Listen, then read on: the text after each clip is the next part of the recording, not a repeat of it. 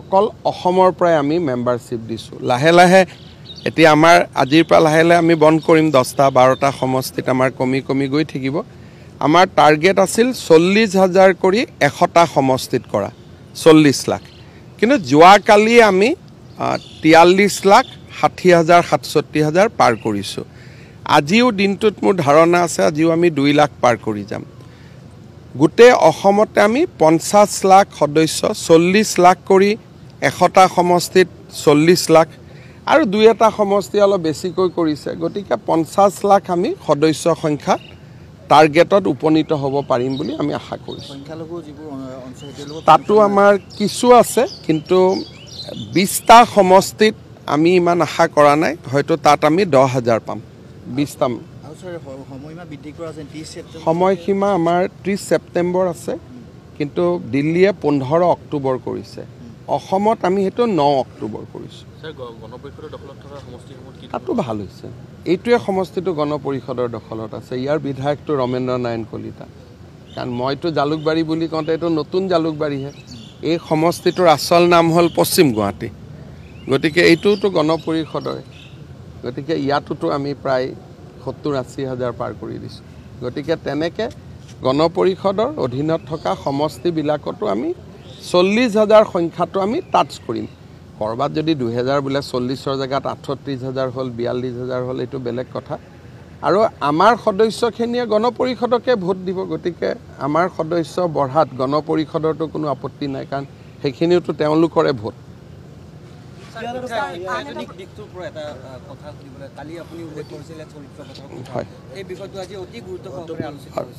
National education policy যেতিয়া কৰা হৈছিল তাত এটা বিষয়ৰ ওপৰত জোৰ দিয়া হৈছিল ভেলু এডুকেশ্যন মূল্যবোধৰ শিক্ষা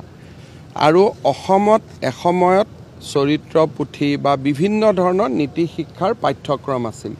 কিন্তু লাহে লাহে এইবিলাক নোহোৱা হ'ল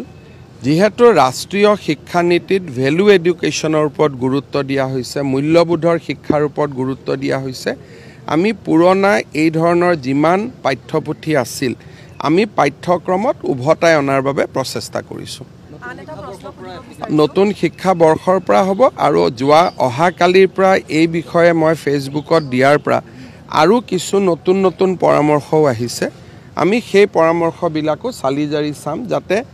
আৰু আমি এই মূল্যবোধৰ শিক্ষাটোক আৰু আমি শক্তিশালী কৰিব পাৰোঁ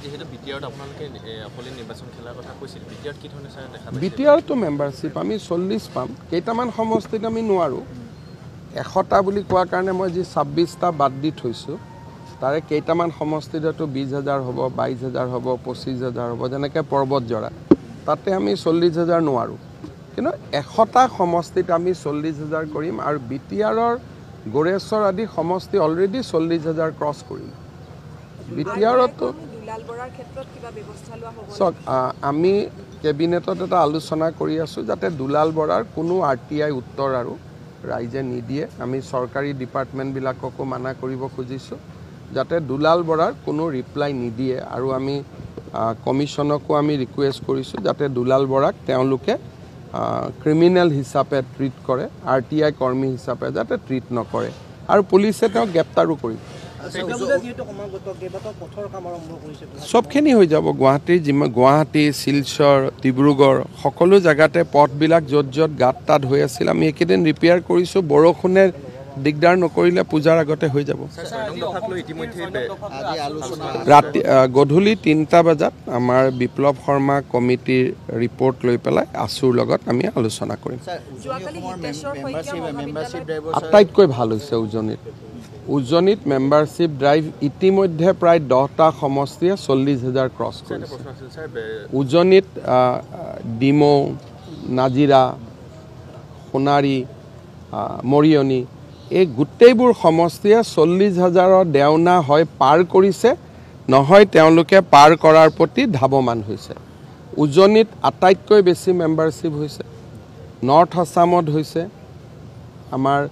মেম্বাৰশ্বিপ নোহোৱা জেগা ধুবুৰী জিলাত মেম্বাৰশ্বিপ কম হৈছে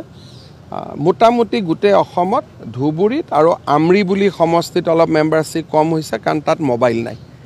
তাতে তথাপিতো তাতো 18,000 কৰি লৈছে ইণ্টাৰনেটৰ সুবিধা উপলব্ধ তেনেবোৰক আমি পিছত অফলাইন কৰিম, কিন্তু এই 50 লাখত আমি অফলাইনটো আনিব খোজা নাই, কাৰণ অফলাইনত বহুতে ভোটাৰ লিষ্ট চায়ো নাম লিখি দিয়ে। সেইকাৰণে এইবাৰ আমি মেম্বাৰশ্বিপটো পিয়'ৰ কৰিছোঁ। প্ৰথমতে মানুহে নম্বৰত আবেদন কৰিব, OTP-টো নিজৰ নম্বৰত আহিব, গতিকে বেলেগে OTP-টো চাব নোৱাৰে। যোনে মেম্বাৰ হৈছে তেওঁৱে OTP-টো খুলিব লাগিব। OTP-টো খোলাৰ পিছত তেওঁ এখন ফৰ্ম ফিল আপ কৰিব লাগিব, য'ত তেওঁৰ নাম, দেউতাকৰ নাম, যিটো বেলেগ এজনে লিখি দিব নোৱাৰে। তাৰপিছত তেওঁ চেণ্ড কৰিব লাগিব।